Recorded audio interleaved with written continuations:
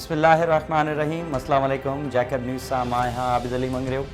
पेश आहिनि हिन वक्त जूं हेडलाइंस। जैकबाबाद प्रेस क्लब की इमारत ड्राहिण ख़िलाफ़ सॼे ज़िले में सहाफ़िन जा एहतजाज। जैकबाबाद, बाहू खोसो, गढ़ी हसन, गढ़ी खैरो, दोदापुर, मुबारकपुर समेत नंढनि वॾनि इलाक़नि में कलम धड़नि जो डीसी जैकबाबाद ख़िलाफ़ एहतजाज हटाइण जी घुर। जैकबाबाद में बग़ैर नोटिस जे प्रेस क्लब की इमारत ड्राहे पट करण ख़िलाफ़ सदर मोहम्मद नवाज़ सोलंकी ऐं ॿियनि जी अॻवानी में एहतजाजी जुलूस कढियो वियो। सहाफ़िन डीसी ख़िलाफ़ सख़्त नारेबाज़ी कंदे डीसी हाउस जे मुख्य दरवाज़े आॾो पहुची धरणो हयो। बाहू खोसो में सहाफ़िन सदर प्रेस क्लब मुबारक बुलेदी की अॻवानी में प्रेस क्लब चौक वटि एहतजाजी मुज़ाहिरो कयो, जंहिंमें कलम धड़िन शाकिर खोसो, शकील कंवरानी, तबस्सुम खोसो ऐं ॿियनि पिणु शिरकत कई। गढ़ी हसन में जैकबाबाद प्रेस क्लब की इमारत ड्राहिण ख़िलाफ़ सहाफ़िन नज़ाकत अली कंवरानी, मोहम्मद इस्माइल खोसो, इरशाद कंवरानी, मोहम्मद हसन खोसो ऐं ॿियनि जी अॻवानी में एहतजाजी मुज़ाहिरो करे डीसी ख़िलाफ़ सख़्त नारेबाज़ी कई। दोदापुर में जैकबाबाद प्रेस क्लब की इमारत के बिना नोटिस जे ड्राहिण ख़िलाफ़ सहाफ़िन press club chairman Mohammad Hanif Mundrani, सदर गौसबख्श कटोहर ऐं मीर दरिया ख़ान बिरोही की अॻवानी में एहतजाजी मुज़ाहिरो कयो ऐं डीसी जैकबाबाद डॉक्टर अब्दुल हफ़ीज़ सियाल ख़िलाफ़ सख़्त नारेबाज़ी कई। मुबारकपुर में डीसी जैकबाबाद ख़िलाफ़ प्रेस क्लब के सदर मुश्ताक खोसो की अॻवानी में प्रेस क्लब का मस्जिद चौक ताईं रैली कढी वई, जंहिंमें मुमताज़ भुट्टो, महर कुर्बान, सागर महर ऐं ॿियनि शिरकत कई। गढ़ी खैरो में जैकबाबाद प्रेस क्लब की इमारत मसमार करण ख़िलाफ़ टिक्का खान लगारी की अॻवानी में सहाफ़िन पारां एहतजाजी मुज़ाहिरो कयो वियो। इन मौक़े ते सहाफ़िन सख़्त नारेबाज़ी कंदे चयो त प्रेस क्लब हिकु अवामी इदारो आहे ऐं डीसी जो अहिड़ो अमल अवाम मथां हमलो सम्झूं था।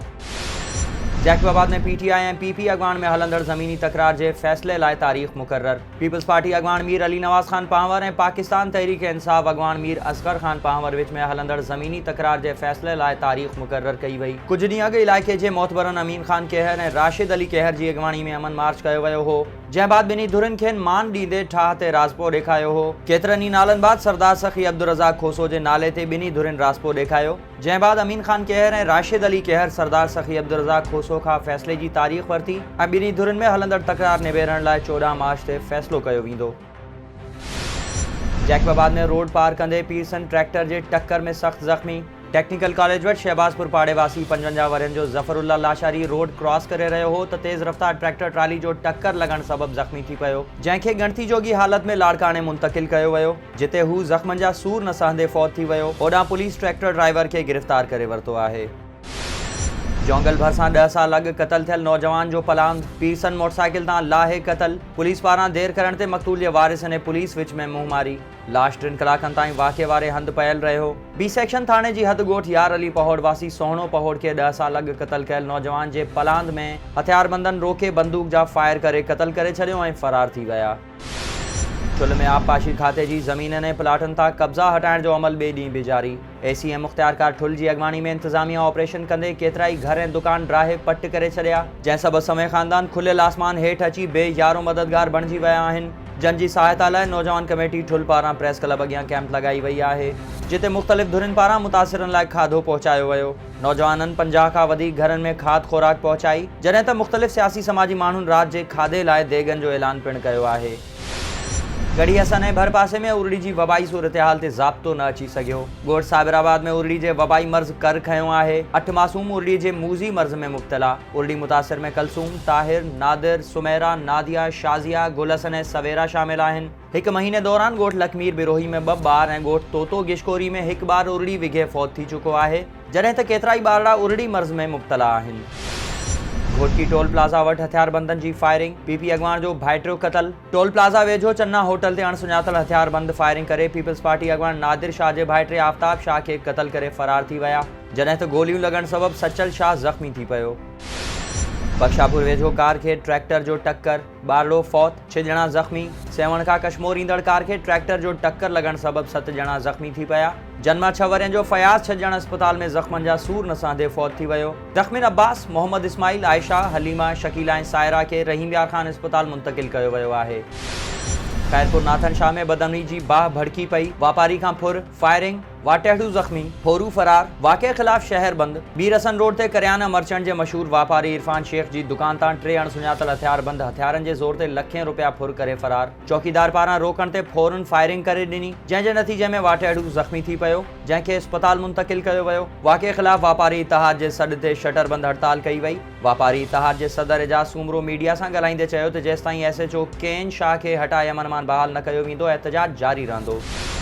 बुलड़ी शाहकरी में जो पुलिस चौकी आडो एहतजाज दौरान मलाह ऐं सोलंगी बिरादरी में झेड़ो, इलाको मैदान जंग बणिजी वियो, हिकु ॼणो ज़ख़्मी, इस्पताल मुंतकिल। चोरी के इल्ज़ाम में गिरफ़्तार थियल जवाबदार जी आज़ादी लाइ ॻोठ अनवर मलाह वासी चौकी आडो धरणो हयो त फरियादी धुर सोलंगी बिरादरी जा माण्हू बि पहुता त ॿिन्ही धुरनि में झेड़ो थी पियो ऐं नौजवान मीर हसन सोलंगी ज़ख़्मी थी पियो, जहिड़े दौरान पुलिस तमाशो ॾिसंदी रही। पनवाकिल में उस्ताद सुलेमान राजपर जी न्याणी सां थियल ॾाढाई ख़िलाफ़ सियासी समाजी तंज़ीमनि जो एहतजाज। पनवाकिल प्रेस क्लब आडो एहतजाजी मुज़ाहिरो कंदे अॻवाननि सिंध हुकूमत खां मुतालबो कयो त मुलविस जवाबदारनि खे गिरफ़्तार करे खेनि फाही ते टंगियो वञे। बडाणी में चोरियुनि जो आज़ार, अणसुञातल चोर शहरी जे घर मां मेंह चोराए फरार, भाॻियनि जो पुलिस ख़िलाफ़ एहतजाज। बडाणी थाणे भरिसां उस्ताद अली अकबर भुट्टो पाड़े में चोर उस्ताद नादिर भुट्टो जे घर में घिड़ी भल्लोड़ मेंह चोराए फरार थी विया, जंहिं ख़िलाफ़ ॻोठाणनि उस्ताद नादिर भुट्टो, कुर्बान भुट्टो, अरबेलो भुट्टो ऐं ॿियनि एहतजाज कंदे चयो त बडाणी में चोरियुनि जो आज़ार आहे ऐं पुलिस निंड सुतल आहे।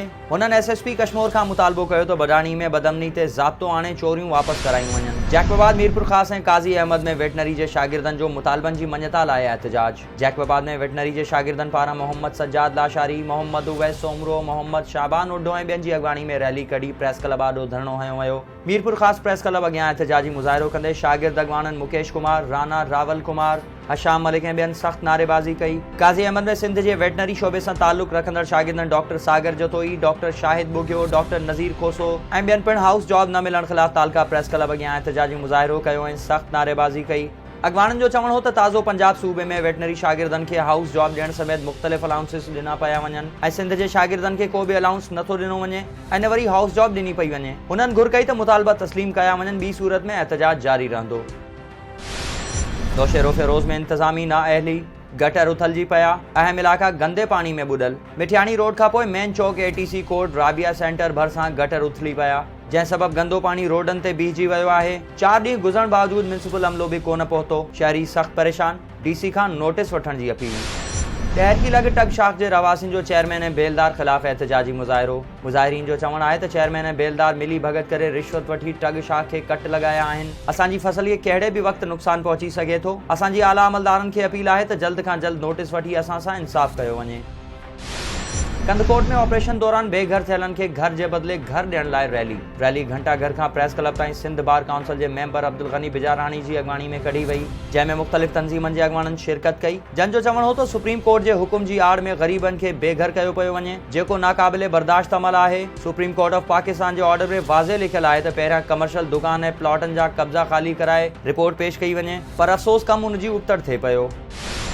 दरिया ख़ान मरी में मक़सिन ऐं ख़ासि ख़ाइलिन में हलंदड़ तकरार जो निबेरो, ख़ासि ख़ाइलिन मथां 16 लख रुपया ॾंड। निबेरो रईस अब्दुल वाहिद जमाली जी सरपंची में बांधी में थी गुज़रियो, जिते मोहम्मद शरीफ़ ख़ासि ख़ैली वारी धुर ते 16 लख रुपया ॾंड विधो वियो, जेको 1 महीने अंदरि अदा करण बाद मीर मोहम्मद बख्शी वारी धुर जॻह ख़ाली करे मोहम्मद शरीफ़ ख़ासि ख़ैली हवाले कंदी। ऐं हाला में शहरी चोरियुनि खां परेशान, चोरियुनि जी वारदातुनि ते शहरियुनि खे ॻणती। जत नाकावट हिकु निजी स्कूल मां चोर कंप्यूटर, लैपटॉप, मोटर चोराइण बाद रिटायर्ड फौजी एहलकार तौफ़ीक राजपूत जे घर जो तालो तोड़े 3.5 लख रुपया रोक रक़म, 10 तोला सोन ऐं बंदूक चोराए फरार थी विया। ही हुयूं हिन वक़्त जूं हेडलाइंस। वधीक ख़बरुनि ऐं अपडेट्स लाइ विज़िट कयो असांजी वेबसाइट www.jacobnewsht.com ऐं फेसबुक ते फॉलो कयो। ॾिसंदा रहो जैकब न्यूज़, ख़बर खां हक़ीक़त ताईं।